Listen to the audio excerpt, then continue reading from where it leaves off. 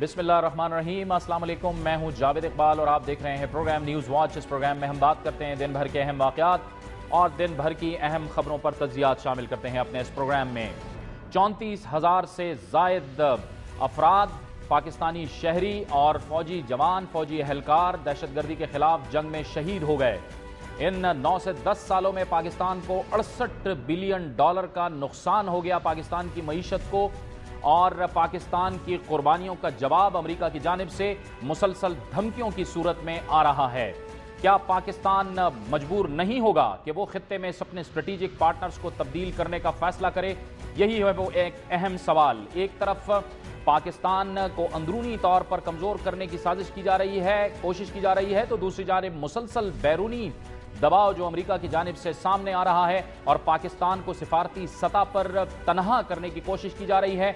अब पाकिस्तान की सियासी क़यादत और पाकिस्तान की अस्करी क़यादत ने यह फैसला किया है कि किसी भी तौर से पाकिस्तान को आलमी दुनिया में, आलमी सतह पर, सिफारती सतह पर तनहा नहीं होने दिया जाएगा, और जो भी पाकिस्तान के खिलाफ प्रोपेगेंडा किया जा रहा है इसका भरपूर जवाब दिया जाएगा। गुज़िश्ता रोज़ हमने देखा कि ISPR के डायरेक्टर जनरल ने इस बात की वजाहत कर दी कि पाकिस्तान की सियासी क़यादत और पाकिस्तान की फ़ौजी क़यादत, दोनों क़यादतें एक ही पेज पर हैं और वो मुल्क के मफादात को अव्वलीन तरजीह देती हैं।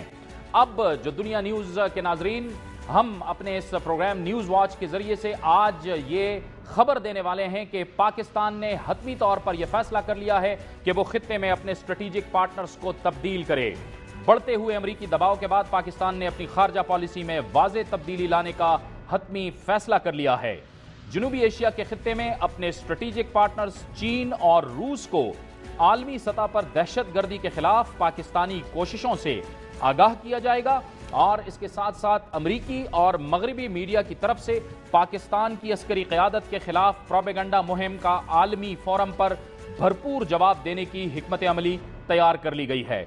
इसके साथ साथ पाकिस्तान, रूस और चीन जो नए स्ट्रेटेजिक पार्टनर्स होंगे उनके साथ बेहतर वर्किंग रिलेशनशिप और बाहमी एतमाद से अमरीका के किरदार को महदूद करेगा। और इसके साथ साथ ये सदर आसिफ अली जरदारी का जो 4 रोज़ा दौरा रूस है, ये इसी सिलसिले की एक कड़ी है। अगरचे कि ये दौरा पहले से तय था, लेकिन अब इस दौरे की नौइयत बदल गई है। कहा यह जा रहा है कि सदर आसिफ अली जरदारी का यह दौरा पाकिस्तान की तकदीर बदलने के लिए इंतहाई अहम होगा। वफाकी दारुल हुकूमत में जो अहम तरीन सिफारती हल्के हैं, उन्होंने हमें यह भी बताया है कि वफाकी वज़ीर दाखिला रहमान मलिक का हालिया दौरा सऊदी अरब और हालिया दौरा ईरान ये भी इंतहाई अहमियत का हामिल है। इसके साथ साथ ये खबर हम देते चलें कि खित्ते में ताकत के तवाज़ुन को बरकरार रखने के लिए पाकिस्तान और चीन के दरमियान मुस्तक़बिल में अहम दिफाई पेशरफ्त के वाज़े इम्कानात मौजूद हैं। इसके साथ साथ चीन की 60 साला तक़रीबात में वज़ीर आज़म यूसुफ रज़ा गिलानी का दौरा चीन स्ट्रेटेजिक ताल्लुकात को मज़ीद मजबूत करेगा। इसके साथ साथ रूस की तरफ से इस सिलसिले में पाकिस्तान को पहले ही बेहतरीन ताल्लुकात और स्ट्रेटेजिक पार्टनरशिप के हवाले से इंतहाई मुस्बत इशारे मिल चुके हैं। और इसके साथ साथ जो अहम तरीन फैसला किया है कि पाकिस्तान अब किसी भी तौर पर अमरीकी ब्लैकमेलिंग में नहीं आएगा। यह है अहम तरीन खबर जो हम अपने नाजरीन को इस प्रोग्राम के जरिए से दे रहे हैं कि पाकिस्तान ने खित्ते में स्ट्रेटेजिक पार्टनर्स तब्दील करने का फैसला कर लिया है। कितनी अहमियत होगी इस फैसले की, और हम मजबूर हुए हैं ये फैसला करने पर, और इसके साथ साथ इसके आने वाले दिनों में पाकिस्तान के मुस्तकबिल पर क्या असरात मुरतब होंगे, इन तमाम मामलात पर बात करने के लिए आज हमें ज्वाइन किया है इस्लामाबाद से साबिक सफ़ीर रहे, सिफारती हल्कों में सिफारती सतह पर एक मुमताज़ नाम रखते हैं, जनाब तारिक फ़ातमी। तारिक फ़ातमी साहब, आपको भी खुशामदीद कहते हैं। लाहौर से हमें ज्वाइन करेंगे दिफाई तज्ज़ियाकार हैं, Gwadar on global chess board 2 किताबें लिख चुके हैं, जियो पॉलिटिक्स पर भी किताब लिख चुके हैं, ब्रिगेडियर रिटायर्ड नादिर मीर। और लाहौर से हमें ज्वाइन करेंगे मुमताज़ दिफाई तज्ज़ियाकार हैं जनाब डॉक्टर हसन अस्करी। डॉक्टर हसन साहब, आपको भी हम खुशामदीद कहते हैं।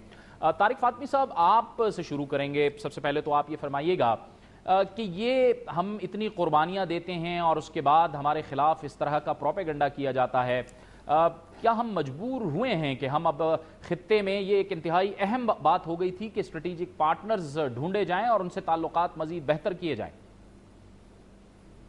शुक्रिया आपका जावेद इकबाल साहब। اگر پاکستان کی یہ کوشش ہے کہ اپنی اسٹریٹجک پارٹنرز جو ہیں وہ نئے ڈھونڈیں اور اس طرف جو روس کے ساتھ تعلقات بہتر کریں تو یہ انیشیٹو ویلکم کرنا چاہیے. مگر میری ناچیز رائے میں اس قسم کے ڈیسیشنز جو ہیں اتنی جلدی نہیں لیے جاتے ہیں. یہ اس میں بڑی ڈیپ ایگزامینیشن اور انالیسس کی ضرورت ہے. اس میں ڈومیسٹک فیکٹرز کو دیکھنا پڑتا ہے, ریجنل فیکٹرز کو دیکھنا پڑتا ہے, اور پھر گلوبل حالات کو بہت ہی سنجیدگی سے اس کی انالیسس اور ایگزامینیشن کی ضرورت ہے. پاکستان کی جو ابھی ڈومیسٹک حالات ہیں, پاکستان کی اکانومی کی جو سچویشن ہے, پاکستان کے ایکسٹرنل ڈیٹ کی جو سچویشن ہے, اور ساتھ ساتھ جس قسم کے معاہدے, جس قسم کی انڈرسٹینڈنگز اور ایگریمنٹس مشرف حکومت نے امریکہ کے ساتھ کی ہے, یہ دوسرے مغربی ممالکوں کے ساتھ کیے ہیں, ان کے بھی جائزے کرنے کی ضرورت ہے. تو میرے رائے میں اتنی سوئفٹ یہ ڈیسیشن نہیں لی جا سکتی ہے, اور اس کے بڑے میجر اثرات پیدا ہوں گے, اور اس لیے میرا یہ خیال ہے کہ یہ پری میچور ہوگا اگر اس قسم کا ڈیسیشن لیا جائے. ساتھ ساتھ میں آپ کو بتاتا چلوں کہ روس میں نے برسوں گزارا ہے, اور 3 دفعہ ہماری پوسٹنگ روس میں ہو چکی ہے, اور روس کے ساتھ ابھی بھی ہمارے بڑے اچھے کانٹیکٹس ہیں, ان کی اکیڈمک سرکل سے, ڈپلومیٹک سرکل سے.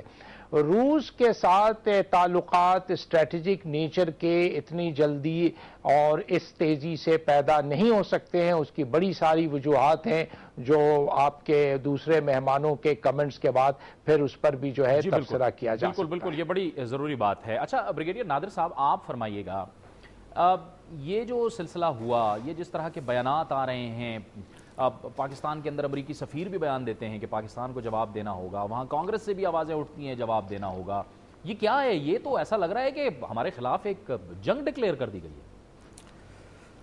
جاوید اقبال صاحب, انڈکلیئرڈ وار تو کافی عرصے سے چل رہی تھی ڈرونز کی شکل میں, اور باقی جو کلینڈسٹائن فورسز ہیں جو باقی آپریشنز ہو رہے ہیں, آپ کو پتہ ہی ہے اس کا. لیکن جو لاسٹ ایونٹ ہوا ہے ایبٹ آباد میں, امریکن اسپیشل فورسز کا ریڈ, اس کے بعد تو انہوں نے ایک پالیسی اعلان کر دی ہے کہ یہ وہ اب آگے کرتے رہیں گے, کر سکتے ہیں. اور اس کے ساتھ آپ دوسری سائڈ سے جو ایسٹ میں یا مشرق کی طرف جو ساتھ ہی انڈیا نے دوبارہ دھمکیاں دینی شروع کر دی ہیں کولڈ سٹارٹ کی, ان سب کو جو آپ ملاتے ہیں تو اس سے نظر آ جاتا ہے کہ آپ کے خلاف ایک پورا گیم پلان امپلیمنٹ ہو رہا ہے. تو اس کو نہ ایکسیپٹ کرنے سے تو آپ چینج نہیں کر سکتے, آپ کو رسپانس بنانی پڑے گی اس کی. ٹھیک ہے ڈاکٹر صاحب, آپ فرمائیے گا, ڈاکٹر حسن عسکری صاحب, کہ ظاہر ہے کہ یہ جو سلسلہ جاری ہے مشرق اور مغرب سے, اس کے حوالے سے کوئی اسٹریٹجی یا کوئی حکمت عملی تو بنانی ہوگی اس صورتحال سے نکلنے کے لیے.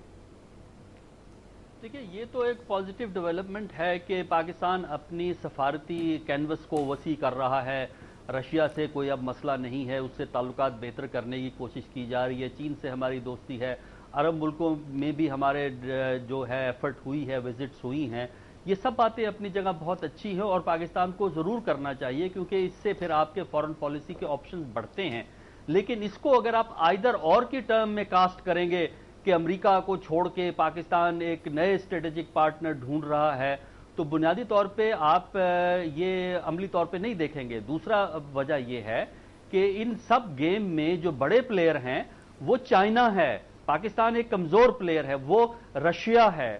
تو لہٰذا چائنا اور رشیا کی اپنی کنسیڈریشنز بھی جب تک بیچ میں نہیں آئیں گی اس وقت تک یہ شفٹ ممکن نہیں ہے. ہاں, وہ چاہتے ہیں رشیا والے اور چائنا والے کہ ہمارے تعلقات ان سے اچھے ہوں, لیکن یہ سبسٹیٹیوشن کا جو تصور ہمارے ہاں پیدا کیا جا رہا ہے کہ غالباً یہ امریکہ کو سبسٹیٹیوٹ کر دیں گے, یہ ممکن نہیں ہوگا. اس کی میں آرگومنٹ دے سکتا ہوں, آگے پروگرام میں ہم اس پہ بات کر لیں گے. البتہ پاکستان کو اپنے ڈپلومیٹک آپشن بڑھانے کے لیے 2 کام کرنے ہیں. ایک تو یہ ہے کہ دوستی کا دائرہ بڑھانا ہے, جو کہ اس وقت ہو رہا ہے, بڑا اچھا قدم ہے.